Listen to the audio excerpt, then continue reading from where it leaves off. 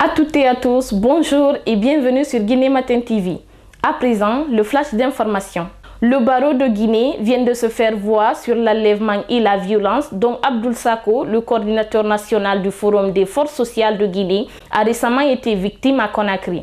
Dans une déclaration ce lundi, il a exprimé sa vive indignation et sa profonde préoccupation face à cette situation. Les traitements inhumains, cruels et dégradants auxquels il a été soumis avant d'être laissé pour mort en pleine brousse ne peuvent laisser indifférent aucune âme sensible, a déclaré le barreau. Le corps d'un éboueur a été découvert lundi dans un cabaret à Madina dans la commune de Matam. Le dit corps a été identifié comme celui de Ibrahima Sori Bangoura, un Sierra-Léonais âgé d'une quarantaine d'années. Selon les informations, cet homme souffrait de maux de ventre.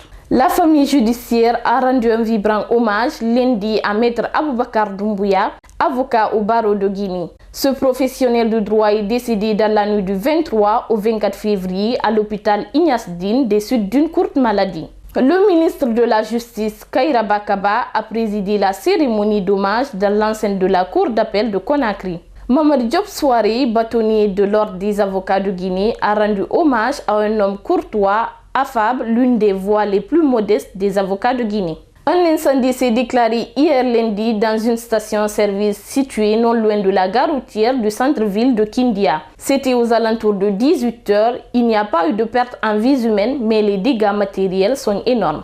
Un des plateaux de la station a complètement brûlé. L'intervention rapide des citoyens a permis de maîtriser le feu et éviter sa propagation à la boutique de la station et aux alentours.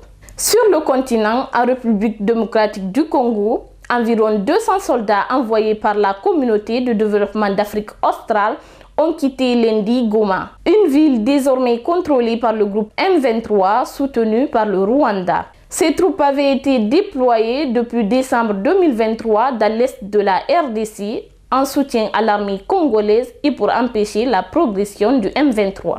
Dans le monde, 3 ans après l'invasion russe, les États-Unis et la Russie ont voté de concert lors des votes sans précédent à l'ONU sur le conflit ukrainien.